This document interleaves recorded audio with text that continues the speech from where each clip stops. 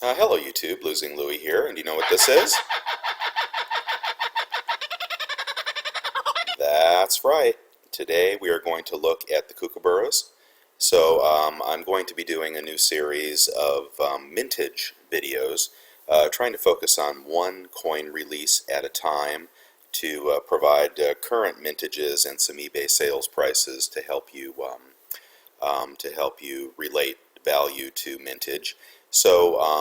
In the future, this will take me a while to get a few of these done, but in the future, if you type in Losinglouie mintage and, for example, Kookaburra, hopefully something like this will come up.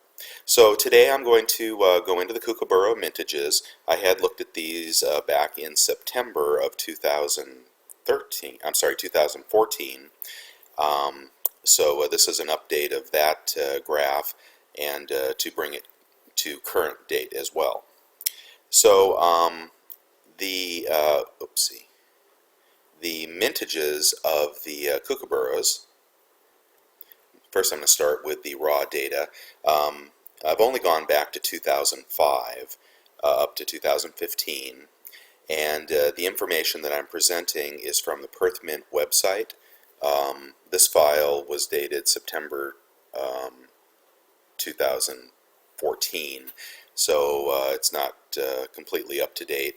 But here's what we have for the mintages of the series, and there'll be a graph in a little bit if you'd like to fast forward. But they have minted the 1 ounce Kookaburra, the 2 ounce, no 5 ounce, a 10 ounce, and a 1 kilo. The 1 ounce Kookaburras have ranged from 87,000 up to 500,000 in mintage. 2 ounce, let's see, 12,000 is the low, 21,000 is the high. Again, only going back to 2005. The 10 ounce has a low of 2,000 and a high of 45,000. And the kilo, a low of 2,000 and a high of 78,000. So that's a lot of silver there. What is that, 32 ounces of silver? Usually when they increase the size of the coin, the mintage will drop. So this is just a bunch of kilo coins, and actually that's a lot of 10 ounce coins as well. If I had to choose between the two, I would pick the 10 ounce over the kilo because the mintage is lower. So there are the current coins. As I go into the 1 ounce review, we will see that the mintages back in 2005 were under 100,000. Again, about 87,000 in 2006. Popped up to a little over 200,000 in 2007. 300,000, the issue maximum for the next 3 years, 2008 through 2010. And then obviously demand was high, so they increased the issue maximum to 500,000, which they have been maxing out for the last few years. I believe 2015 would be no exception to a 500,000 total mintage. They have been issuing quite a few privy coins, and I think that could be eating into the series a bit. The other thing I've tried to do here is relate the year of the coin to current eBay sales prices. So and I've just looked at a quick average of the last few sales on eBay. Just to be fair, spot has been dropping, during the sales period. So I imagine it has averaged between 1650 and 1575 during the period that I reviewed. This is also right around tax day in the USA. So I find sales prices to be pretty low around tax day as people try to liquidate to pay their taxes. I did compare these prices, which I'll go through in a second, to a previous report I did back in September. And what I found was that the prices have dropped quite a bit.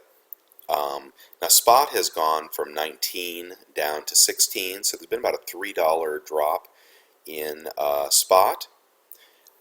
Here's the video that I did back in September, Kooks and Koalas Deep Dive, and here is the graph. Let's see if we can get a better look at that. So these coins, 50, 60, 50, 60, 50, 40, 40, those prices were all quite a bit higher than what I'm seeing right now. Back to my current review. Oopsie, not you. Go away, bird.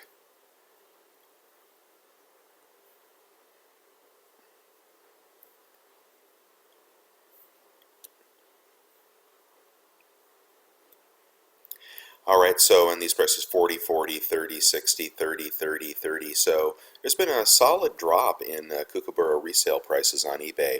Again, perhaps related to the drop in spot, which has been about nearly $3, no, a solid $3 over this period. Um, or perhaps the time of year, again being tax day. But the sales prices nonetheless are about $40 for the 2005, $45 for the 2006, $34 for the 2007, $60 for the 2008, $38 for the 2009, $35 for the 2010, 32 for the 2011, 30 for the 2012, 28 for the 2013, and about 27 for the 2014. But you'll notice that there are no prices in here in the low 20s, 18, 16, anything approaching spot, because these coins have collector value and the mintage is limited. And I think that is what puts a floor under these coins and makes them a pretty good investment.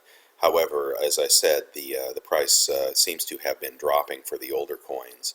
I would never go back and buy these older coins. That is not something that I do. I buy current year coins as low as possible, perhaps in the low 20s on this series.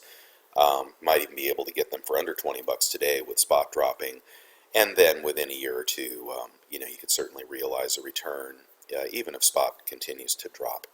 So what's the best performing year? Well, currently it's the 2008, and there is no alternative for a beautiful coin.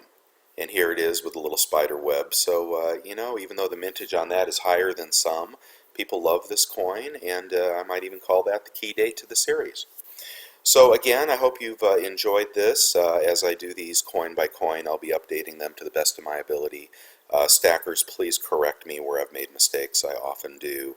And in the future, if you type in Losinglouie, all one word, mintage, and the coin, hopefully I will be getting to a series that you want to know about. It's really hard to find mintages out there, and even harder to find current mintages.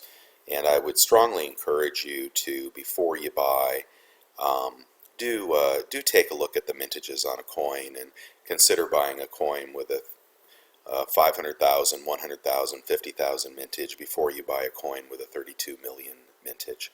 Okay, that's all I have for right now. Thanks everybody. Take care.